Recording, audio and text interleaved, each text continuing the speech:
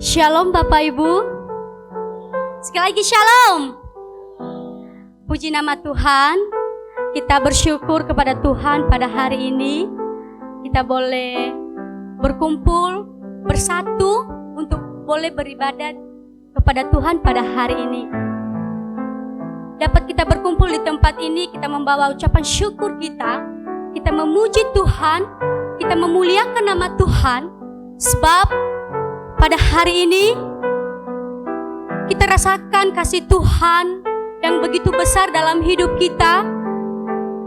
Tidak terasa Bapak Ibu, kita di akhir bulan 11, sebentar lagi kita akan menyambut bulan yang baru, menyambut kedatangan Tuhan Yesus Kristus, kelahiran Tuhan Yesus Kristus bagi kita semua.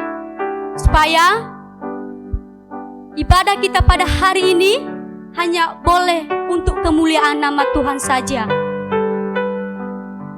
Dia datang ke dunia untuk menebus setiap dosa kita. Dia datang ke dunia untuk menyucikan kita. Untuk itu mari kita menyanyikan satu pujian. Mari kita pujikan dengan judul Oleh Kuasa Darah-Mu.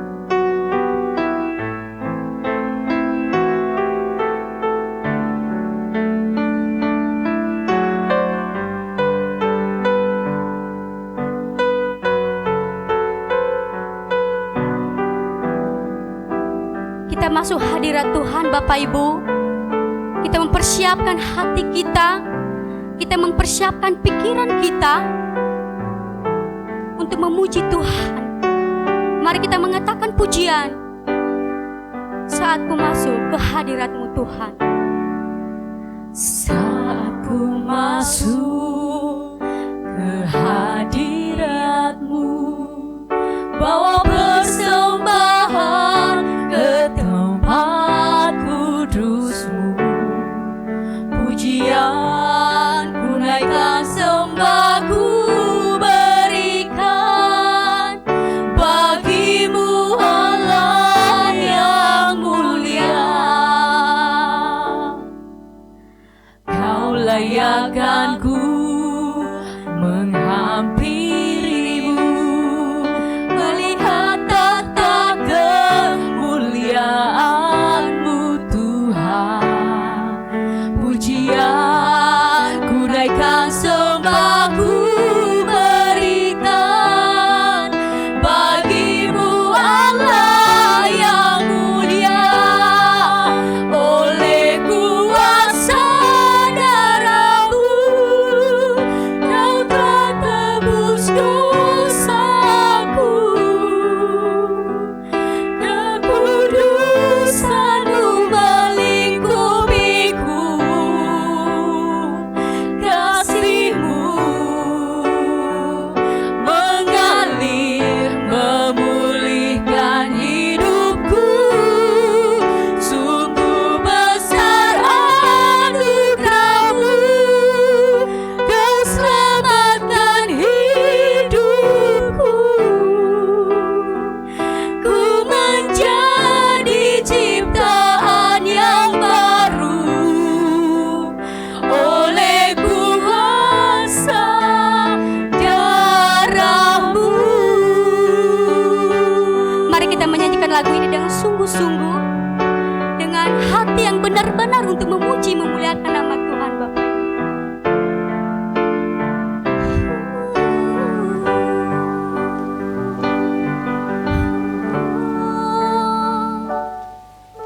Saat ku masuk ke hadirat-Mu, bawa persembahan ke tempat kudus-Mu. Pujian ku naikkan, sembah ku berikan bagi-Mu Allah yang mulia. Kau layakkan ku menghampiri-Mu, melihat tata kemuliaan-Mu Tuhan. Pujian ku naikkan, sembah ku berikan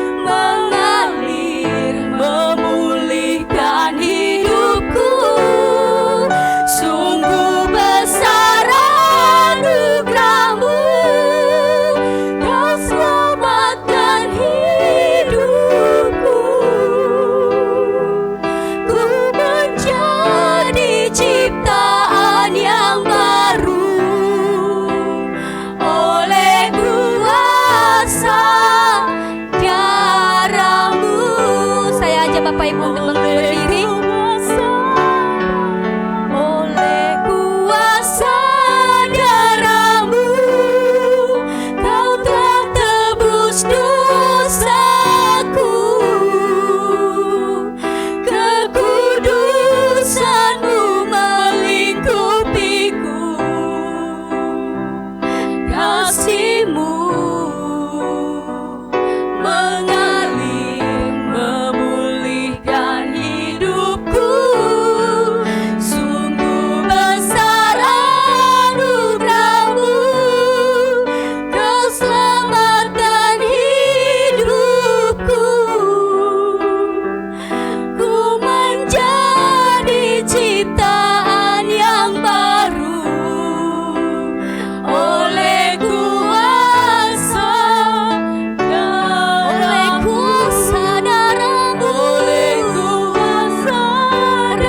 Tuhan begitu besar dalam hidup kami. Engkau mati di kayu salib Tuhan, Engkau menebus setiap kami Tuhan, untuk menebus dosa-dosa kami. Engkau menguduskan kami, Engkau melayakkan kami hari ini Tuhan untuk memberikan Kasih-Mu Terima kasih Tuhan.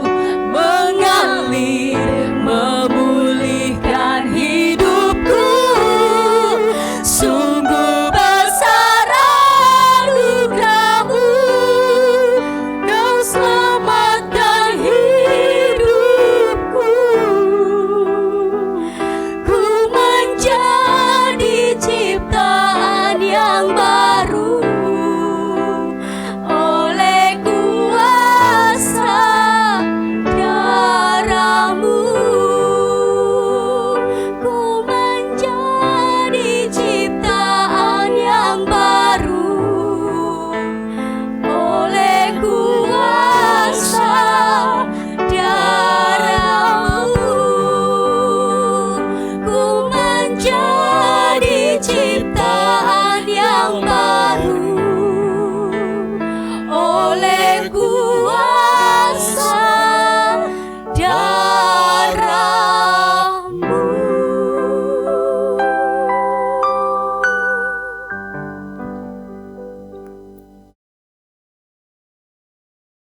Pertolongan kita pagi ini datang dalam nama Tuhan yang menjadikan langit dan bumi serta sekalian isinya. Ia yang memeliharakan kesetiaannya sampai selama-lamanya, dan Ia tidak pernah meninggalkan kita perbuatan tangannya. Turunlah atas saudara-saudara semua kasih karunia dari Allah Bapa, damai sejahtera dari Yesus Kristus di dalam Roh Kudus.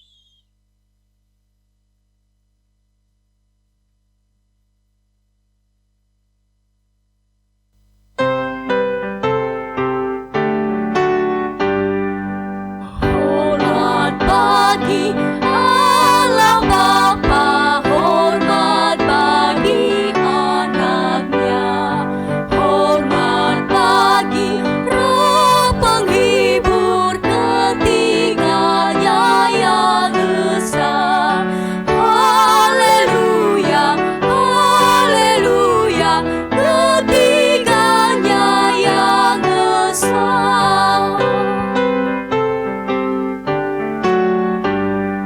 Hormat bagi Raja Surga, Tuhan umat manusia.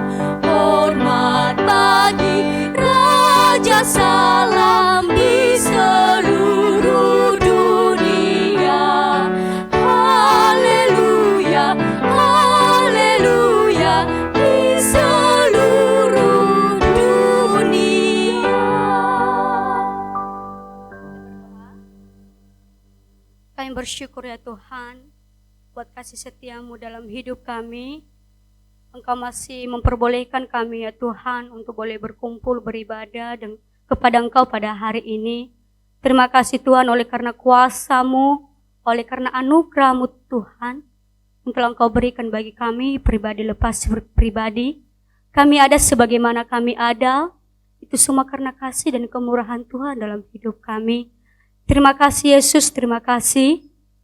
Kami tahu Tuhan, kami sadar banyak dosa, banyak pelanggaran yang kami lakukan di hadapan Tuhan. Baik dari pikiran kami, dari hati kami ya Tuhan. Kami bersyukur ya Tuhan. Engkau telah menebus kami, Engkau telah melayakkan kami, Engkau telah menyucikan kami, sehingga pada hari ini Tuhan, kami boleh beribadah di hadapan Tuhan pada hari ini. Terima kasih Tuhan, kami bersyukur oleh karena kasih Tuhan, oleh karena anugerah Tuhan yang secara cuma-cuma yang telah Engkau berikan dalam hidup kami. Kami bersyukur ya Tuhan, kami boleh selamat karena Tuhan yang telah menyelamatkan hidup kami. Terima kasih Bapa, terima kasih. Inilah ibadah kami, awal, pertengahan hingga kami akhiri. Biarlah Tuhan yang campur tangan. Di dalam nama Tuhan Yesus, kami sudah berdoa dan bersyukur. Haleluya. Amin. Masih berdiri Bapak Ibu. Mari kita memuji Tuhan dengan pujian Allah sumber.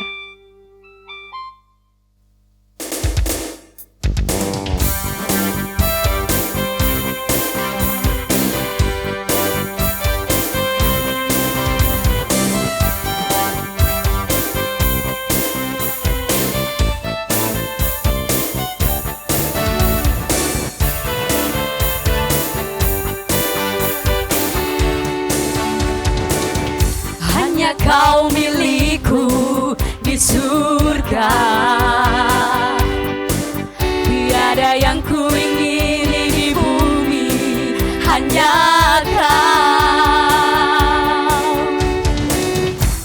Tak ku andalkan kekuatanku, namun yang pasti Kau tetap selamanya.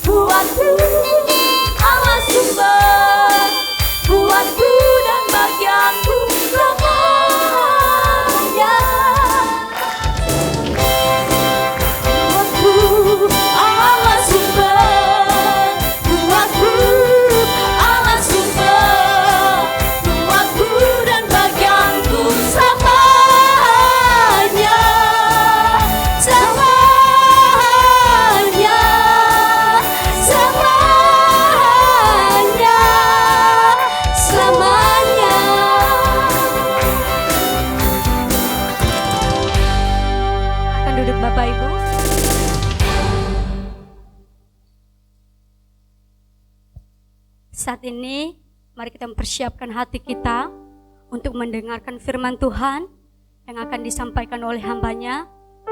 Namun, mari kita menyanyikan satu pujian, ku bawa kepadamu Tuhan.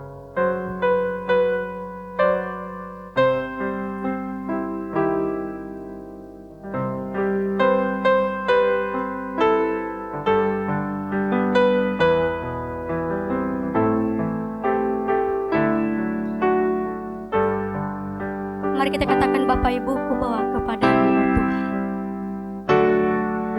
Ku bawa kepadamu, oh Tuhan, persembahanku ini. Ku ingin Engkau menerima korban syukurku melalui pujian. Takkan pernah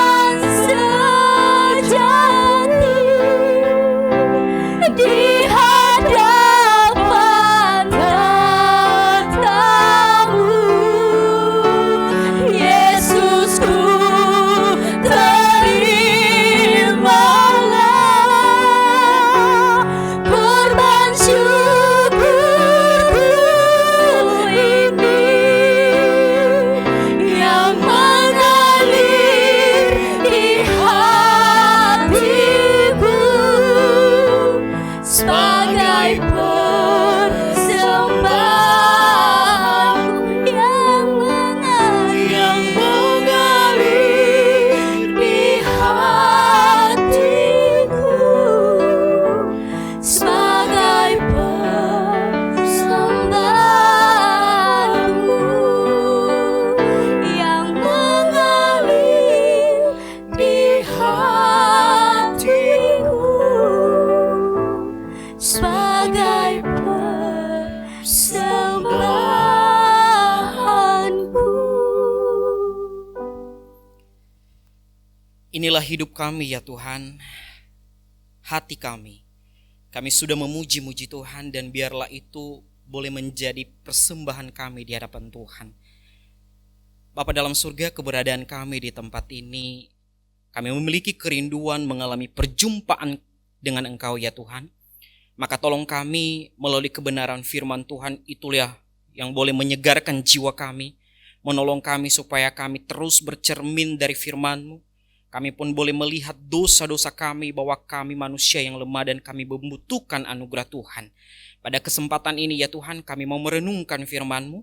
Tolong kami ya Tuhan, biarlah urapan daripada Roh Kudus-Mu yang boleh menolong kami supaya kami boleh mengerti, memahami apa isi hati Tuhan melalui kebenaran firman-Mu pada kesempatan ini.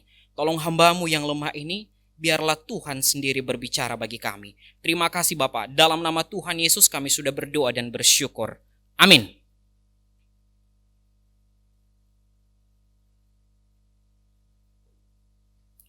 Shalom Bapak Ibu.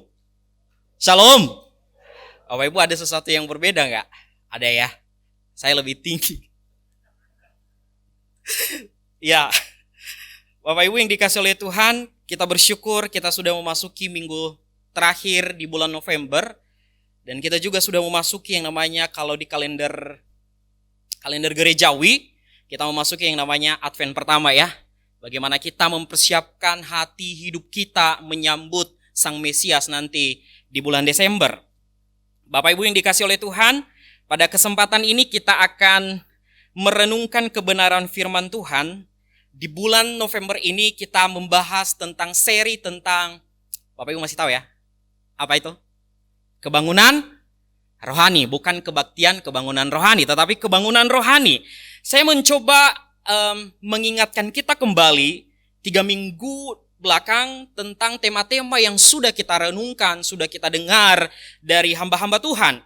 Yang pertama, kita sudah mendengar tentang kapan kita memerlukan kebangunan rohani. Kapan kita memerlukan kebangunan rohani? Bapak Ibu yang dikasih oleh Tuhan, setiap kita itu butuh kebangunan rohani, benar ya? Pasti, karena kenapa?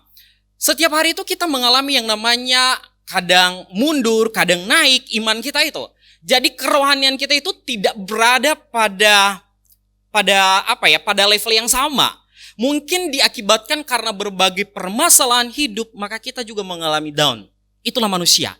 Tetapi ada satu contoh yang disampaikan oleh Pak Pendeta adalah jemaat di Efesus yang ditulis di kitab Wahyu. Apa nasihat Tuhan kepadanya dan sekaligus sebagai ancaman? Tuhan berkata bahwa engkau sudah meninggalkan kasih-Mu yang mula-mula. Nah, Bapak Ibu yang dikasih oleh Tuhan, orang Efesus, jemaat Efesus memiliki kasih mula-mula kepada Tuhan, tetapi seiring berjalannya waktu, mereka pun mengalami yang namanya kemunduran daripada iman. Mudah-mudahan Bapak Ibu masih ingat ya di minggu pertama. Kemudian minggu kedua, kita diingatkan tentang hadirkan kebangunan rohani. Ini mengingatkan kita kembali bahwa kita yang lemah, kerohanian kita yang suam-suam kuku, spirit kita yang lemah harus dibangkitkan kembali. Kedatangan kita kepada Tuhan melalui ibadah tidak hanya sekedar mengalami perjumpaan dengan Tuhan, tetapi sebuah jaminan bahwa Tuhan juga akan memperbaharui kita, masa depan kita, pola pikir kita. Tetapi dasarnya apa? Firman Tuhan, bukan pengalaman. Kemudian 1 minggu terakhir kemarin oleh Pak Yamo tentang bangkitkan terus kebangunan rohani. Setiap kita pasti mengalami momentum. Momentum bagaimana kita mengalami perjumpaan dengan Tuhan. Tetapi satu yang pasti di sini adalah perjumpaan itu tidak didasari dengan emosional belaka Bapak Ibu. Tetapi bagaimana kita berhadapan dengan Tuhan yang kudus, sementara kita adalah pendosa. Dan ini adalah kesempatan yang luar biasa. Bagaimana Allah yang kudus menghampiri kita, orang yang berdosa. Sehingga di dalam penebusannya, kita memperoleh satu jaminan keselamatan di dalam Kristus. Maka tidak ada kebangunan rohani tanpa karya daripada Yesus. Maka di minggu terakhir ini Bapak Ibu kita akan membahas satu tema yang masih berkaitan dengan kebangunan rohani. Tetapi kita harus menyamakan persepsi bahwa lagi-lagi ini bukan kebaktian kebangunan rohani ya. Ini adalah kebangunan rohani. Bapak Ibu yang dikasih oleh Tuhan, kita butuh kebangunan rohani. Payamu minggu lalu sudah mengingatkan bahwa kita orang berdosa. Hati kita itu membatu. Hati kita itu penuh dengan kedegilan. Pikiran kita itu masih dipengaruhi oleh dosa. Maka itulah natur kita manusia berdosa. Maka butuh anugerah Tuhan. Supaya kita tidak berada di dalam stagnasi iman kita. Tetapi perlu yang namanya pertumbuhan iman. Kebangunan rohani merupakan karya dan kehendak Allah semata dalam hidup orang percaya. Sebagai dasar kita pada kesempatan ini mari kita membuka dua kitab Yunus pasal 3 ayat pertama sampai ayatnya yang ke-10. Nanti dilanjutkan Lukas pasal 1 ayat 46 sampai ayatnya yang ke-49.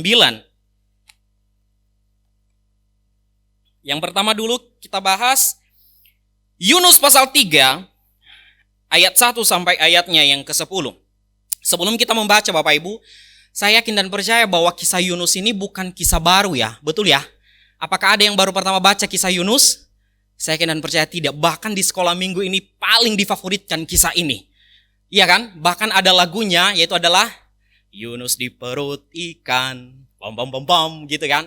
Saya mengisahkan atau memikirkan diri saya seandainya saya menjadi seorang Yunus Bapak Ibu. Saya tidak suka. Karena kenapa? Masa saya ada di perut ikan kemudian dijadikan sebuah lagu gitu. Kemudian bersukacita pam-pam-pam lagi mereka. Itu kan kayak gak lucu gitu ya. Nah, tetapi ini hanya sebuah gurauan Bapak Ibu. Jangan dibuat sebuah keseriusan. Tetapi kisah Yunus ini adalah bukan kisah baru bagi kita. Kira-kira ada yang favorit dengan Yunus? Ada? Ada? Nggak ada. Kalau ada, Bapak Ibu mungkin nanti dipikir-pikir setelah saya menjelaskan sedikit kisah daripada Yunus ini. Mari kita baca Yunus pasal 3 ayat 1 sampai ayatnya yang ke-10. Kita baca secara silih berganti. Saya ayat pertama, Bapak Ibu ayat kedua dan seterusnya. Yunus pasal 3 ayat 1 saya memulai pertobatan Niniwe. Datanglah firman Tuhan kepada Yunus untuk kedua kalinya demikian. Bangunlah, pergilah ke Niniwe, kota yang besar itu, dan sampaikanlah kepadanya seruan yang kufirmankan kepadamu. Bersiaplah Yunus, lalu pergilah ke Niniwe sesuai dengan firman Allah. Niniwe adalah sebuah kota yang mengagumkan besarnya, 3 hari perjalanan luasnya. Mulailah Yunus masuk ke dalam kota itu sehari perjalanan jauhnya, lalu berseru, 40 hari lagi maka Niniwe akan ditunggang balikan. Orang Niniwe percaya kepada Allah, lalu mereka mengumumkan puasa dan mereka, baik orang dewasa maupun anak-anak, mengenakan kain kabung. Setelah sampai kabar itu kepada raja kota Niniwe, turunlah ia dari singgasananya, ditanggalkannya jubahnya, diselubungkannya kain kabung, lalu duduklah ia di abu. Lalu atas perintah raja dan para pembesarnya, orang memaklumkan dan mengatakan Niniwe demikian. Manusia dan ternak, lembu sapi dan kambing domba tidak boleh makan apa-apa, tidak boleh makan rumput dan tidak boleh minum air. Haruslah semuanya manusia dan ternak berselubung kain kabung dan berseru dengan keras kepada Allah. Serta haruslah masing-masing berbalik dari tingkah lakunya yang jahat dan dari kekerasan yang dilakukannya. Siapa tahu mungkin Allah akan berbalik dan menyesal serta berpaling dari murkanya yang bernyala-nyala itu, sehingga kita tidak binasa. Ketika Allah melihat perbuatan mereka, yakni bagaimana mereka berbalik dari tingkah lakunya yang jahat, maka menyesallah Allah dari malapetaka yang telah direncangkannya terhadap mereka, dan ia pun tidak melakukannya. Kita lanjutkan di Lukas pasal 1 ayat 46 sampai ayatnya yang ke-49. Kita baca secara silih berganti kembali. Saya ayat 46, Bapak Ibu ayat 47 dan seterusnya. nyanyian pujian Maria. Lalu kata Maria, jiwaku memuliakan Tuhan dan hatiku bergembira karena Allah Juru Selamat. Sebab ia telah memperhatikan kerendahan hambanya. Sesungguhnya mulai dari sekarang segala keturunan akan menyebut aku berbahagia. Karena yang Maha Kuasa telah melakukan perbuatan-perbuatan besar. Amin untuk pembacaan firman Tuhan. Bapak Ibu yang dikasih oleh Tuhan, sedikit kisah tentang Yunus dan nanti kita akan melihat tentang kota Niniwe. Bapak Ibu yang dikasih oleh Tuhan, Yunus adalah satu-satunya nabi yang diutus Tuhan di luar dari bangsa Yahudi. Benar kan? Ada banyak nabi-nabi yang diutus oleh Tuhan membahas kota-kota lain, kerajaan lain, tetapi mereka diutus di bangsa Yahudi. Tetapi Yunus, dia langsung diutus di bangsa lain. Termasuk itu adalah bangsa Niniwe. Allah memanggil Yunus pergi ke Niniwe untuk menjalankan misi Allah di sana. Tetapi saya mencoba meringkaskan mulai dari pasal 1 sampai pasal 4 ini secara sederhana Bapak Ibu. Kalau kita perhatikan di pasal 1, Allah memanggil Yunus untuk apa? Pergi ke Niniwe memberitakan kabar baik. Karena kenapa? Coba perhatikan pasal 1. Dosa bangsa Niniwe sudah sampai kepada Allah. Bapak Ibu yang dikasih oleh Tuhan, kalau kita perhatikan di pasal 1 atau tadi di pasal yang sudah kita baca, bahwa bangsa Niniwe, kerajaan Niniwe itu adalah megah sekali. Mungkin mereka punya gedung-gedung yang tinggi, tetapi dosa mereka jauh melebihi tingginya bangsa yang mereka punya. Makanya Tuhan pun mengutus Yunus untuk pergi ke Niniwe memberitakan kabar baik ini. Lalu apa yang terjadi? Si Yunus pun malah membelok, dia pergi. Tetapi perginya kemana? Ke Tarsis. Dia berpikir bahwa nanti kalau saya pergi ke Tarsis, Tuhan tidak mengejar saya. Betul, Tuhan tidak bertemu dia di Tarsis. Tetapi di mana dia bertemu dengan Tuhan? Di tengah laut. Apa yang Tuhan buat? Dia mengingatkan Yunus di situ, keceplosan terus Niniwe. Tuhan terus mengingatkan Yunus melalui apa? Melalui hantaman badai dan angin di kapal yang dia tumpangi.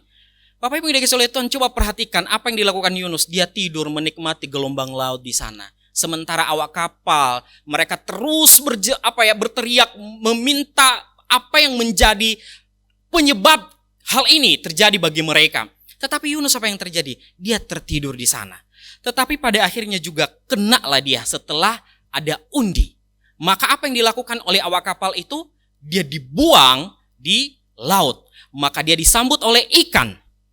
Jangan tanya ke saya ikan apa Bapak Ibu. Bukan ikan teri tetapi mungkin ikan besar yang sudah dituliskan oleh Alkitab di dalam hal ini. Kemudian dilanjutkan di pasal 2. Dia di dalam perut ikan, lalu dia berseru kepada Tuhan.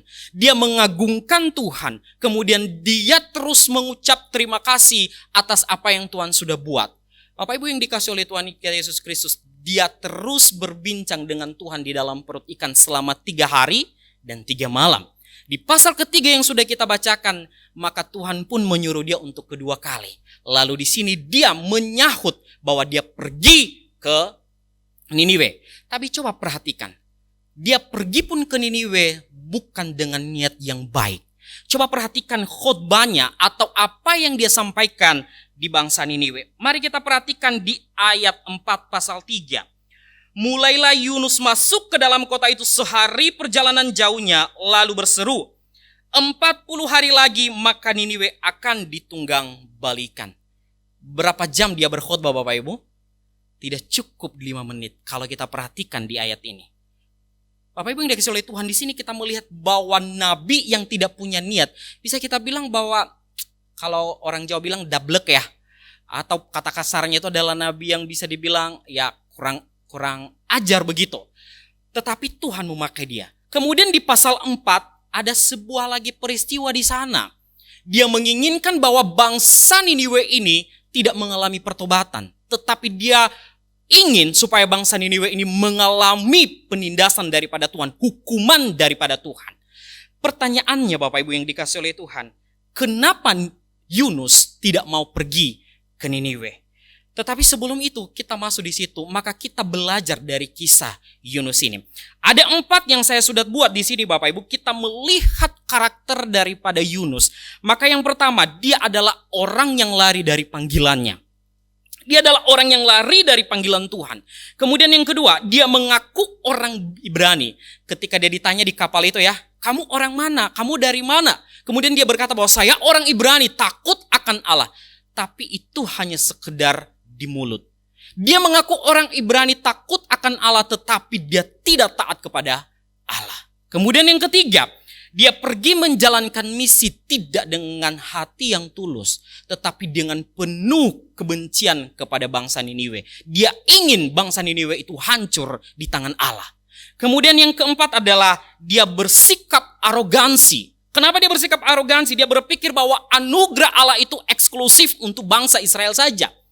Tidak boleh untuk bangsa lain. Tetapi di sini kita melihat Bapak Ibu bahwa Allah menginginkan anugerah itu tidak hanya di bangsa Israel, tetapi di bangsa-bangsa lain. Kembali di pertanyaan saya tadi, mengapa sih Yunus tidak mau pergi kemana ini? Ke Niniwe. Bapak Ibu yang dikasihi oleh Tuhan, ada sebuah artikel yang saya baca. Maka saya mencoba membacakan, ini tulisannya agak kecil ya. Saya mencoba membacakan bagaimana sih bangsa Niniwe ini secara sepintas. Mohon maaf, tapi saya coba bacakan ya.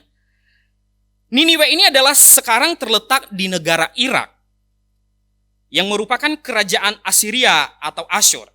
Assyria adalah kerajaan yang agresif dan ekspansinya pada masa 911 sampai 627 sebelum Masehi. Kerajaan Israel dihancurkan oleh Assyria, yaitu adalah ibu kota Samaria. Kerajaan Yehuda yang ibu kotanya Yerusalem sudah hampir juga ditelan oleh Assyria ini, tetapi lolos. Nah, salah satu rajanya yang bernama Asyurnasirpal, dia meninggalkan prasasti berisi kekejaman yang dia banggakan. Coba bacakan Bapak Ibu, saya coba bacakan, semoga Bapak Ibu bisa membayangkan apa sih yang terjadi di bangsa Syria ini. Aku membangun sebuah pilar di seberang gerbang kotanya, dan aku menguliti semua orang terkemuka yang telah memberontak. Dan aku membungkus pilar itu dengan kulit mereka. Beberapa orang aku kurung dalam pilar itu. Beberapa aku pantek pada liar itu di atas tiang-tiang. Dan aku memotong kaki dan lengan para perwira, para pejabat kerajaan yang telah memberontak. Banyak tawanan kubakar, dan banyak yang kubawa hidup-hidup sebagai tawanan. Beberapa di antara mereka kupotong tangan dan jarinya, dan yang lain-lain kupotong hidungnya, telinganya, dan jari-jarinya. Banyak yang kucungkil matanya. Aku membuat pilar dari orang yang hidup dan pilar lain dari kepala-kepala, dan aku mengikat kepala mereka pada tiang-tiang di seluruh kota. Pemuda-pemuda dan gadis-gadis mereka kubakar. 20 orang kutangkap hidup-hidup dan mereka kutanam dalam tembok istananya. Yang masih tersisa di antara mereka kubiarkan mati kehausan di gunung. Setelah saya membaca ini, maka ada satu kisah lagi yang mengingatkan. Tetapi saya tidak, istilahnya agak sedikit sensitif sih. Kayak gini, para tentaranya ini mengadakan sebuah permainan dan mencoba menebak, di situ ada perempuan-perempuan yang hamil. Kemudian mereka mencoba menebak apa sih jenis kelamin anak yang ada di kandungan ibunya. Seorang ibu. Tahu bagaimana caranya? Mereka membelah perut ibu itu. Lalu setelah mereka melihat jenis kelaminnya, lalu anak itu dilempar ke tembok. Itu begitu mengerikan. Itulah orang Syria. Mendengar akan hal ini, mungkin si Yunus sudah merasa, aduh, ngapain saya ke sana? Pantas dia punya hati untuk bangsa Syria. Orang Niniwe ini harus dihukum mati. Tetapi lagi-lagi Bapak Ibu, kita melihat bahwa Allah beranugerah bagi mereka yang tidak dipandang oleh manusia. Bapak Ibu yang dikasihi oleh Tuhan, setelah kita membaca kitab Yunus ini, coba perhatikan. Seorang Yunus, orang yang dablek, orangnya yang bisa dibilang kurang ajar. Masa sih Tuhan pakai? Saya mencoba membaca kitab Yunus ini dari pasal 1 sampai pasal 4 itu sebanyak 3-4 kali. Silakan Bapak Ibu baca, tidak sampai setengah jam itu sudah habis kok. Saya memikirkan, ini kok bisa Yunus melakukan hal ini di hadapan Tuhan? Tetapi lagi-lagi saya memikirkan bahwa sayalah orangnya. Inilah hidup mengaku seperti Yunus ini. Inilah hidup orang percaya yang mengaku taat kepada Allah tetapi mengabaikan anugerah Allah untuk bisa disampaikan kepada orang lain. Kita menganggap bahwa kita orang percaya. Kita menganggap bahwa anugerah Allah itu cukup untuk kita, untuk orang lain tidak. Kita ada di dalam kemunafikan hal ini, kebusukan hati. Bapak Ibu yang dikasihi oleh Tuhan, lagi-lagi bukan hanya berita yang mengerikan yang disampaikan di sini, tetapi ada berita anugerah juga yang mencoba Tuhan sampaikan bagi kita. Bahwa walaupun Yunus adalah orang yang kurang ajar, orang yang dablek, tidak taat kepada Tuhan, tetapi rencana Allah untuk menyampaikan kabar baik itu tidak pernah gagal.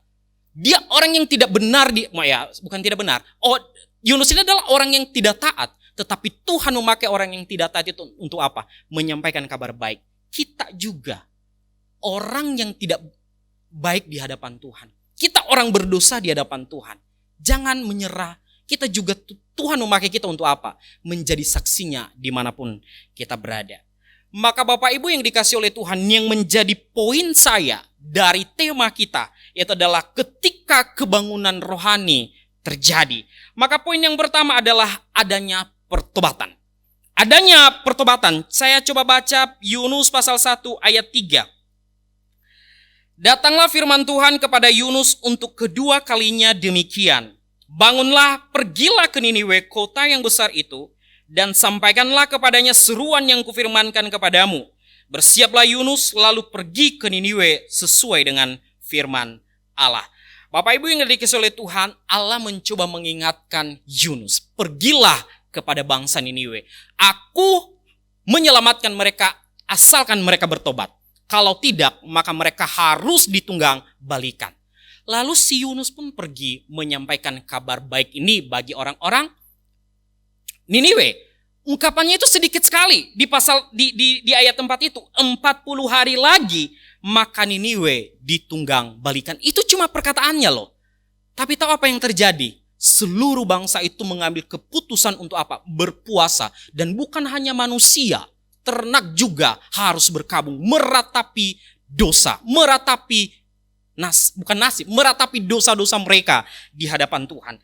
Maka Bapak Ibu yang dikasihi oleh Tuhan, apa poin penting yang mau saya sampaikan di sini? Begini, menjadi orang Kristen itu tidak bisa dipisahkan dari apa? Pertobatan. Benar ya? Orang Kristen tidak bisa dipisahkan dari kata yang namanya pertobatan. Tetapi pertobatan apa? Pertobatan tidak identik dengan perasaan bersalah. Saya sudah buat di sana. Pertobatan tidak identik dengan perasaan bersalah. Ketika seseorang bertobat, pasti ada rasa bersalah. Pasti. Siapapun yang bertobat pasti ada rasa bersalah. Tetapi tidak semua orang yang merasa bersalah dan menangisi dosanya pada akhirnya mengalami pertobatan. Ingat ya, tidak semua orang yang menangisi dosanya pada akhirnya dia mengalami pertobatan. Tidak. Coba perhatikan si Yudas Iskariot. Setelah dia menjual Tuhan Yesus, apakah dia menyesal? Menyesal. Tetapi dia nggak mengambil keputusan untuk apa? Mengaku dosa dan kembali kepada Kristus. Tidak. Tetapi apa yang terjadi? Dia bunuh diri. Maka inilah penyesalan. Hanya sekedar penyesalan tanpa tidak diikuti oleh pertobatan. Penyesalan yang tidak membawa pada pertobatan biasanya dihubungkan bukan pada natur dosa yang menjijikan, tetapi dengan akibat dosa yang mengerikan bagi mereka. Kalau saya coba sederhanakan begini, banyak orang bertobat dikarenakan takut terhadap konsekuensi dosa dan bukan karena sebuah kerinduan mengalami persekutuan dengan Kristus. Bapak Ibu yang dikasihi oleh Tuhan, banyak orang bertobat karena kenapa? Mereka takut akibat dosa itu. Ketika saya berbuat dosa, maka konsekuensinya apa? Mungkin saya dihukum, mungkin saya dikucilkan. Ketika aib saya didengar oleh orang, maka pamor saya sudah mulai gak ada lagi. Saya tidak dipercaya oleh orang lain. Maka orang yang mengalami hanya penyesalan tanpa pertobatan, dia mencoba mencari cara supaya apa? Pamongnya lagi, wibawanya itu terus ada supaya orang bisa percaya. Tetapi di sini lagi-lagi bahwa dia hanya menyesali dosa, bukan meratapi dosa. Dia takut kepada akibat dosa, tetapi tidak takut kepada Allah yang Maha Suci. Inilah orang orang-orang Kristen yang hanya menyesali dosanya tanpa mengalami pertobatan.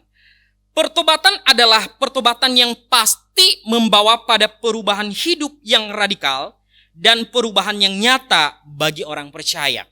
Bapak Ibu yang dikasihi oleh Tuhan, bila kita berkata bahwa saya sudah bertobat dengan diikuti dengan rasa bersalah saya, itu tidak cukup Bapak Ibu. Tidak cukup. Karena kenapa? Harus diikuti dengan apa? Perubahan hidup yang radikal. Ada sesuatu yang harus nyata dilihat oleh orang lain. Banyak orang Kristen yang mau mengatakan bahwa saya bertobat, tetapi hanya takut terhadap akibat dosa itu. Tidak takut kepada natur dosa itu sendiri. Tidak takut kepada Allah yang kudus itu. Karena kenapa? Sudah kayak sudah mendarah daging di dalam diri bahwa ini adalah dosa yang mengenakan. Bapak Ibu yang dikasihi oleh Tuhan, mari kita baca sebuah ungkapan ini. Ya, kalau yang bisa terjangkau kita baca bersama-sama 1, 2, 3. Sejatinya penyesalan terhadap dosa diakhiri dengan penyerahan diri secara total di hadapan Allah. Penyesalan bukan pertobatan, tetapi penyesalan bagian penting dari pertobatan. Bapak Ibu yang dikasihi oleh Tuhan, mari kita melihat diri kita. Apakah kita benar-benar bertobat atau hanya sekedar penyesalan? Beberapa kali saya pernah ikut KKR sampai nangis-nangis di depan altar, tetapi itu tidak menjamin kita orang yang sungguh-sungguh bertobat. Pertobatan bukan seberapa banyak kita meresponi altar call, tetapi seberapa seriusnya kita melihat dosa, sebuah kekejian di hadapan Tuhan, dan mengalami pembaharuan hidup yang nyata. Bapak Ibu yang dikasihi oleh Tuhan, inilah poin saya. Pertobatan tidak hanya mentok sampai di dalam penyesalan. Tapi lagi-lagi pertobatan itu bukan urusan kita. Bukan kita yang mempertobatkan diri kita. Tetapi karya daripada supranatural daripada Allah melalui Roh Kudus. Jadi Bapak Ibu yang dikasihi oleh Tuhan kita Yesus Kristus, perubahan radikal itu dituntut ketika kita berkata bahwa saya sudah bertobat. Tidak hanya di luar, tetapi orang melihat bagaimana wujud nyata dari kehidupan kita. Mari kita melihat Bapak Ibu, apa sih yang menghambat kita sampai saat ini pertumbuhan iman kita tidak mengalami pertumbuhan? Adakah dosa kebencian? Adakah dosa kesombongan? Keangkuhan? Macam-macam. Kalau memang itu menjadi penghalang, mari kita ambil komitmen. Untuk apa? Saya mau menanggalkan hal itu. Dan saya mau bertobat kepada Tuhan. Itu poin pertama. Poin kedua adalah hidup hanya oleh anugerah. Hidup hanya oleh anugerah. Bapak Ibu yang dikasihi oleh Tuhan, kalau kita kembali di kisah daripada bangsa Niniwe, Allah memberikan kesempatan bagi bangsa Niniwe untuk bertobat. Lalu mereka meresponinya dengan baik. Responnya apa? Mereka bertobat. Bukan hanya orang-orang biasa, tetapi rajanya pun mengumumkan bahwa ini adalah puasa nasional. Mereka berkabung. Bukan hanya manusia, tetapi ternak mereka juga ikut berkabung. Bapak Ibu yang dikasihi oleh Tuhan, di sini kita melihat bahwa bagi orang-orang yang dipandang rendah, bagi orang-orang yang dipandang bahwa mereka tidak pantas mendapatkan anugerah, justru Allah bermurah hati di sana menyatakan anugerahnya. Yunus kan tidak meresponi, tidak merasa bangga. Coba kalau kita perhatikan sekarang Bapak Ibu, kalau ada orang yang bertobat, sungguh kita bersyukur ya. Ada yang bertobat baru mengenal Tuhan, itu adalah sebuah sukacita. Tetapi bagaimana dengan Yunus? Tidak sama sekali. Justru dia menuntut Tuhan. Tuhan, engkau harus membinasakan mereka. Mereka itu adalah orang bebal. Bapak Ibu yang dikasihi oleh Tuhan, anugerah Allah tidak didasari pada apa? Perbuatan manusia. Tidak didasari pada perbuatan manusia, tetapi inisiatif Allah diberikan kepada manusia. Bisa saja sih Tuhan mengikuti keinginan si Yunus ini. Bisa saja. Bisa saja Tuhan menghukum orang Niniwe ini. Tetapi lagi-lagi bahwa kalau Tuhan memakai standarnya Yunus karena mereka berdosa, maka Yunus pun berdosa kan? Dosanya apa? Dia tidak taat kepada Allah. Itu kalau Tuhan memakai standarnya Yunus. Tetapi lagi-lagi di dalam kemurahan Allah, Tuhan menyelamatkan yang tidak layak, yang tidak pantas menerima anugerah Allah. Tuhan menganugerahkan kasih karunia bagi mereka. Bapak Ibu yang dikasihi oleh Tuhan kita Yesus, ini adalah berita anugerah bagi kita. Kita sudah diselamatkan oleh Tuhan. Kita sudah mendapatkan kasih karunia daripada Tuhan. Tetapi masalahnya adalah ada dua hal. Saya tidak tentumkan di atas ini. Yang kedua adalah, dua hal ini adalah masalahnya apa? Bagi kita yang mendapatkan anugerah itu adalah tidak sedikit orang percaya yang menganggap remeh anugerah itu. Mereka berkata bahwa ketika saya berdosa hari ini, maka besok saya bisa minta ampun kepada Tuhan dan saya bisa berbuat baik lagi. Bapak Ibu yang dikasih oleh Tuhan, kita bermain-main dengan anugerah. Kita bermain-main dengan dosa-dosa kita. Ini adalah fakta nyata. Orang yang mendapatkan anugerah tetapi tidak serius meresponi anugerah Allah itu. Kemudian yang kedua, masalahnya apa? Tidak sedikit orang percaya yang merasa layak menerima anugerah itu. Hei, siapa kita? Kita orang berdosa. Saya tidak layak menerima itu karena saya orang berdosa. Tetapi dibuat layak oleh Tuhan karena kemurahannya. Bapak Ibu yang dikasih oleh Tuhan, coba kita perhatikan dalam hidup kita. Siapa yang tidak layak menerima anugerah Tuhan? Mungkin di dalam keluarga kita, mungkin sahabat-sahabat kita, teman-teman kita. Atau kita masih kekeh bahwa dia tidak pantas menerima pengampunan dari Tuhan. Bapak Ibu yang dikasihi oleh Tuhan kita Yesus Kristus, saya pernah sampaikan di atas mimbar ini beberapa bulan yang lalu. Di dalam bukunya Grace Greater, si Kyle Aldelman itu mengatakan begini. Kita baca bersama-sama. 1, 2, 3. Kasih karunia Allah jauh lebih besar dari dosa yang kita lakukan, maksudnya itu sebenarnya. Kemudian dilanjutkan kegagalan kita dan kerapuhan kita. Sekali lagi saya coba baca. Kasih karunia Allah jauh lebih besar dari dosa yang kita lakukan, kegagalan kita, dan kerapuhan kita. Bagi kita yang masih bergumul dengan dosa kita, mungkin kita berkata bahwa aduh Tuhan, ini tidak pantas saya ada di hadirat-Mu saat ini. Tetapi ingat, anugerah Tuhan itu jauh lebih besar daripada apa yang sudah kita lakukan. Tapi ingat, di poin pertama harus ada yang namanya pertobatan secara radikal.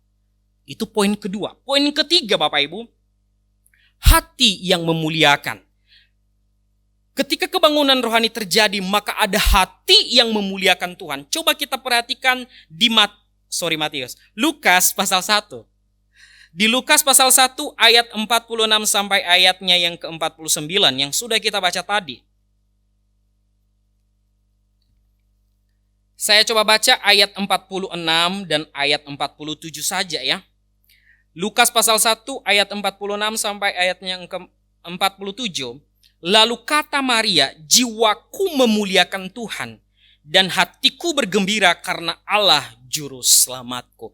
Pasti kita tahu konteks daripada ini. Ketika Maria bertemu dengan si Elisabet, maka sebuah kegirangan, sebuah sukacita. Karena kenapa? Tuhan menganugerahkan kesempatan bagi Maria untuk apa? Menjadi ibu Tuhan. Tetapi lagi-lagi itu bukan yang merupakan satu-satunya kenapa Maria memuliakan Tuhan. Tetapi karena kenapa? Dasarnya apa? Tuhan itu sendiri. Maka pertanyaan simpel bagi kita, dasar kita bersukacita di dalam kehidupan kita apa? Bila dasar sukacita kita itu adalah hal-hal yang sementara, siap-siap untuk putus asa, siap-siap untuk kecewa. Bila sukacita kita itu hanya didasarkan apa yang kita punya, maka siap-siap untuk kehilangan akan hal itu. Tetapi bila kita mendasari sukacita kita oleh karena Kristus, maka kita sudah mendapatkan sebuah kekekalan.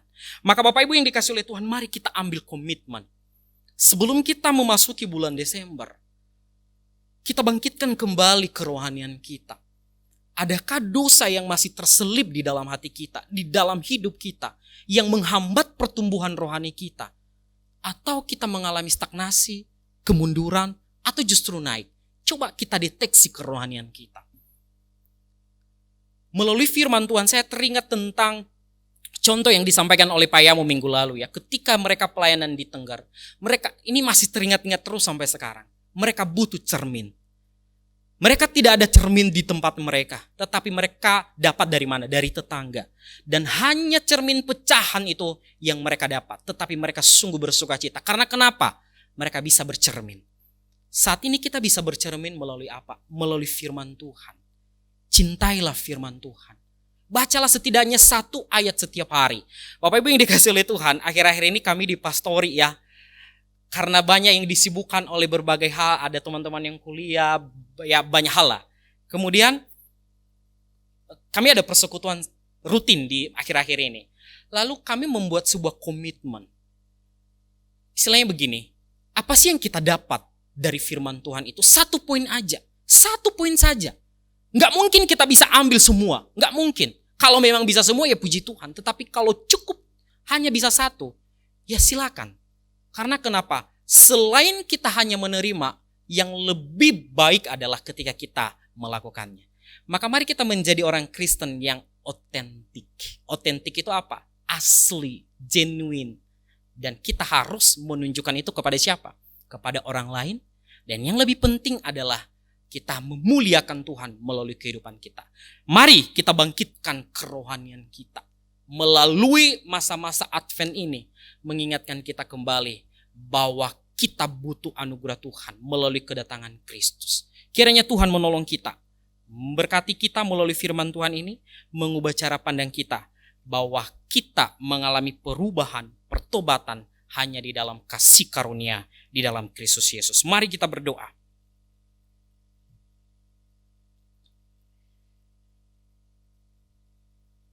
Bapa di dalam surga, kami sungguh bersyukur kepadamu ya Tuhan. Satu kesempatan lagi Tuhan beri kami anugerah ya Tuhan untuk menikmati kemurahan Tuhan di hari-hari yang boleh kami lalui dan saat ini. Dan kami berharap di masa depan Engkau terus menolong kami. Kami manusia yang lemah, kami masih berkubang di dalam dosa-dosa kami, di dalam kedegilan hati kami. Kami merasa diri benar di hadapan sesama kami manusia, tetapi justru kami pun rapuh karena dosa-dosa kami itu. Maka tolong kami ya Tuhan, biarlah kami terus mencintai firman-Mu, membangun relasi kami kepadamu ya Tuhan, sehingga kecintaan kami tidak dilunturkan oleh urusan dunia ini, tidak dilunturkan oleh kesibukan kami, tetapi kami tahu yang pasti bahwa Engkau yang memegang kendali atas hidup kami. Pelihara iman kami, pertumbuhkan iman kami Tuhan, sehingga di dalam hari kesehari kami boleh mengalami pertumbuhan iman yang sejati di dalam Tuhan. Dan yang lebih daripada itu, kami mau juga Tuhan menjadi saksi-Mu dimanapun kami berada. Terima kasih Tuhan, tolong seluruh jemaat-Mu, biarlah Engkau yang memegang hidup kami, tangan kami, supaya kami terus berjalan di dalam pemeliharaan Tuhan. Di dalam Kristus Yesus kami sudah berdoa dan bersyukur. Amin.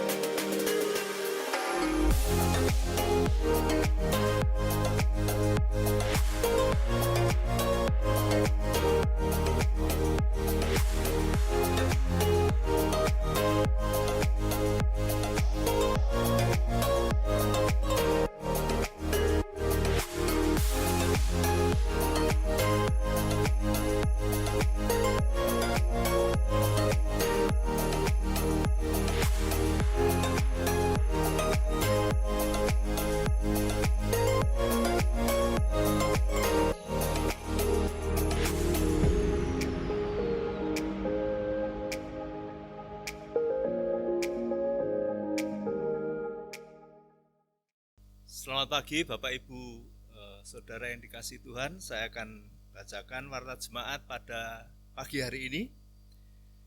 Yang pertama, nanti sore ada ibadah pemuda pukul 17. Bagi jemaat yang hari ini, pagi ini belum bisa mengikuti, dapat mengikuti ibadah yang kedua tersebut. Yang kedua, persembahan untuk Natal dapat dimasukkan ke dalam kantung persembahan. Dalam amplop diberi kode Natal atau ke rekening gereja atas nama Saudara Adrianus Iwan. Yang ketiga, iuran kematian dapat dibayarkan kepada Bapak Yudi. ibadah minggu depan akan disertai dengan perjamuan kudus. Mohon jemaat dapat mempersiapkan diri untuk mengikuti perjamuan tersebut. Juga minggu depan jemaat diberi kesempatan untuk memberikan persembahan persepuluhan. Persembahan, hari ini jemaat diberi kesempatan memberikan persembahan untuk pekerjaan Tuhan dan persembahan pembangunan. Kotak persembahan pembangunan ada di depan mimbar. Persembahan hari ini akan dikumpulkan oleh Saudari Fani dan Ibu Verlina. Kepada yang bertugas kami persilahkan. Sebelum persembahan dijalankan, kita membaca firman Tuhan dari 1 Tawarik 29 ayat yang ke-14. Demikian saya akan bacakan. Sebab siapakah aku ini dan siapakah bangsaku sehingga kami mampu memberikan persembahan sukarela seperti ini? Sebab daripadamulah segala-galanya dan dari tanganmu sendirilah persembahan yang kami berikan kepadamu. Mari kita berdoa untuk persembahan. Tuhan Allah Bapa kami yang di surga, kami mengucap syukur dan terima kasih Engkau sudah memelihara kehidupan kami sampai hari ini. Kalau hari ini kami akan memberikan persembahan untuk pekerjaan Tuhan dan untuk pembangunan di tempat ini, kami serahkan persembahan ini kepada Tuhan. Kiranya Tuhan mendengar, kiranya menerima persembahan ini sebagai persembahan yang harum di hadapan Tuhan, supaya persembahan ini berguna untuk pelayanan, untuk pekerjaan Tuhan di tempat ini. Terima kasih ya Tuhan, dalam nama Tuhan Yesus, amin. Sambil persembahan dijalankan, kita akan memuji Tuhan.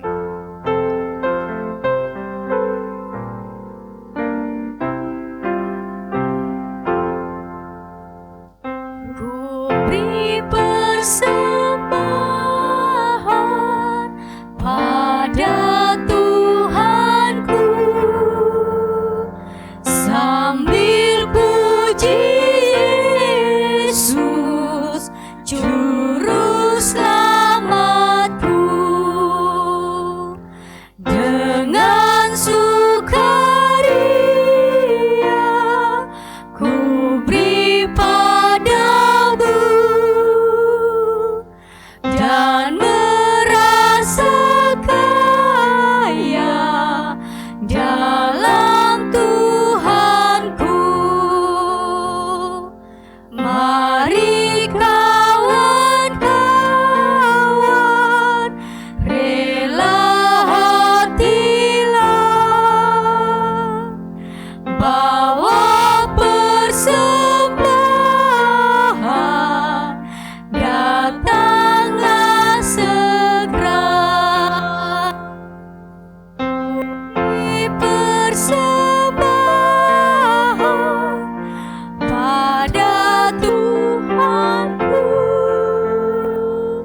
sambil puji Yesus Juru Selamatku. Dengan sukaria ku Jemaat, kami beri persilakan bangkit berdiri. padamu dan merasa kaya dalam Tuhanku. Mari kita berdoa. Tuhan Allah Bapa kami yang di surga, kami mengucap syukur kalau hari ini Engkau hadir di tengah-tengah kami. Engkau mengisi kami dengan pesan-pesan-Mu, dengan teguran-Mu, supaya kami boleh bangkit kembali, supaya iman kami boleh dikuatkan kembali untuk senantiasa memandang Tuhan sebagai pribadi yang sanggup menolong kami. Terima kasih ya Tuhan, biarlah kebenaran firman-Mu membangkitkan kerohanian kami untuk senantiasa memandang Tuhan sebagai pribadi yang kuat, pribadi yang sanggup menolong kami semuanya. Terima kasih ya Tuhan, ketika kami menyimpang, ketika kami mulai tertarik dengan dunia ini, kiranya Tuhan menolong kami, mengarahkan, membawa kami kembali kepada Tuhan. supaya kami layak di hadapan Tuhan. Terima kasih ya Tuhan, kami menyerahkan hamba-Mu yang sudah menyampaikan kebenaran firman-Mu, kiranya Tuhan memberkati, memberikan pewahyuan yang datangnya dari Tuhan. Terima kasih sehingga pelayanannya berkenan di hadapan Tuhan. Kami juga pada kesempatan hari ini menyerahkan seluruh jemaat-Mu Tuhan. Kami tahu belum sepenuhnya jemaat-Mu datang di dalam ibadah setiap hari Minggu secara tatap muka ini Tuhan. Kami tahu banyak saudara-saudara kami yang mengalami kelemahan secara fisik, kelemahan akan hal-hal yang menghambat. Kiranya Tuhan menolong saudara-saudara kami supaya mereka dikuatkan kembali, supaya tetap mengarahkan hidupnya kepada Tuhan. Terima kasih ya Tuhan, kami sangat merindukan saudara-saudara kami boleh hadir di tempat ini untuk bersekutu bersama, memuliakan nama Tuhan, sehingga nama Tuhan boleh menguatkan kehidupan kami semuanya. Pelihara jemaat-Mu Tuhan, supaya mereka terpelihara dengan sempurna. Engkau mencukupkan segala yang diperlukannya ya Tuhan. Kami juga menyerahkan pada kesempatan hari ini Tuhan, untuk bangsa dan negara kami Indonesia ini ke dalam tangan Tuhan. Kami tahu bangsa ini Engkau kasihi, Engkau pelihara, Engkau lindungi, sampai hari ini tetap terpelihara. Kami menyerahkan saudara-saudara kami yang mengalami bencana ke dalam tangan Tuhan, kiranya Tuhan kuatkan.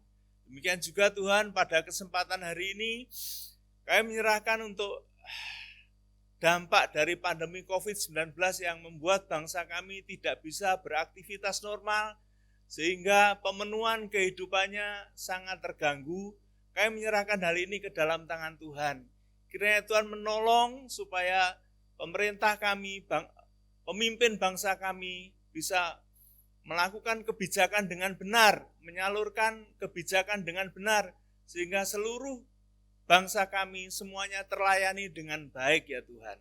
Terima kasih, kami juga menyerahkan pada kesempatan hari ini untuk bulan Desember yang merupakan bulan di mana umat Kristiani sedunia merayakan Natal, mengingat akan kelahiran Tuhan. Kiranya Tuhan menolong supaya bulan Desember ini mengingat akan kasih Tuhan melawat umatnya, supaya mereka semuanya mendapatkan sejahtera yang datang dari Tuhan. Terima kasih ya Tuhan, terima kasih. Kami juga menyerahkan seluruh saudara-saudara kami yang hari ini tidak bisa hadir ke dalam tangan Tuhan, kiranya Tuhan memberkati. Kami sebentar lagi akan meninggalkan tempat ini Tuhan, kami mohon kiranya Tuhan menolong kami semuanya. Di dalam nama Tuhan Yesus kami berdoa dan mengucap syukur. Haleluya.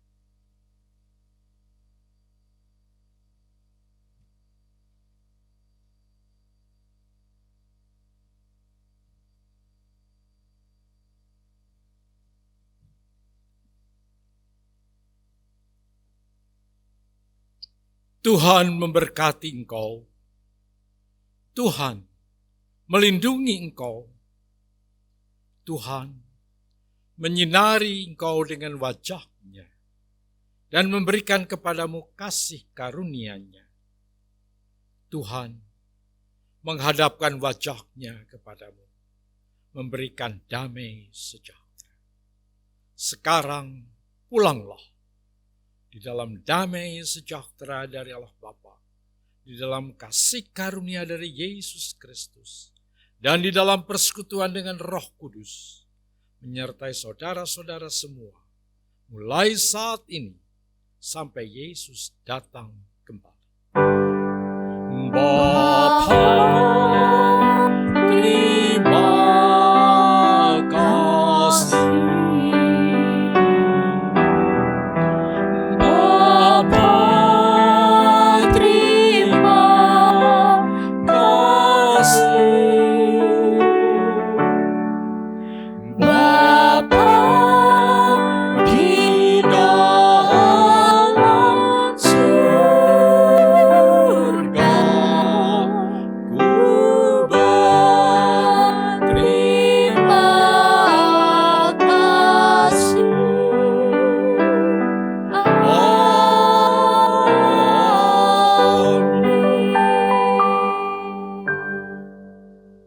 Silakan duduk dan doa teduh.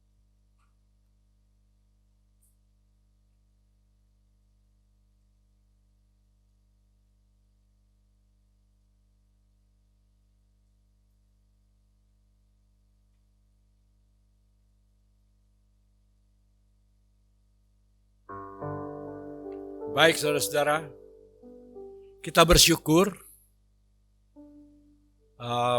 tempat ini agak berubah. Ya, sekarang di belakang ditinggikan.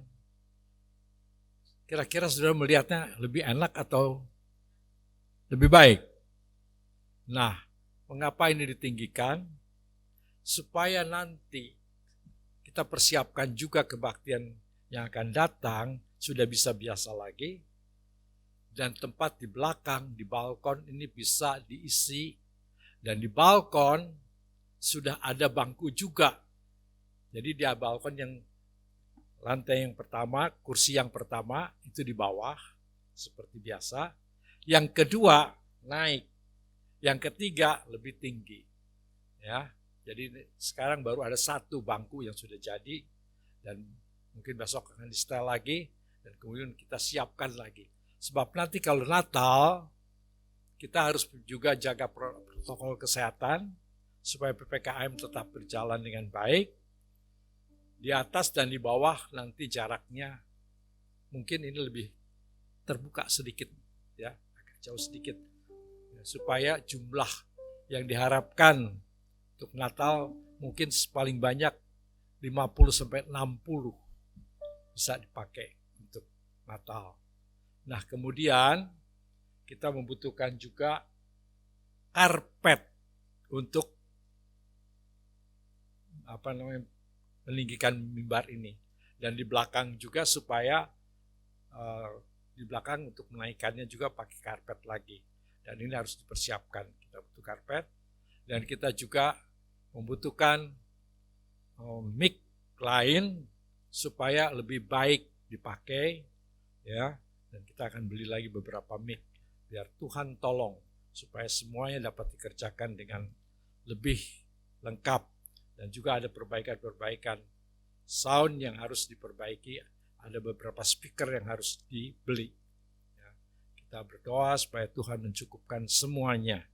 Ya, baik, Tuhan memberkati. Selamat siang.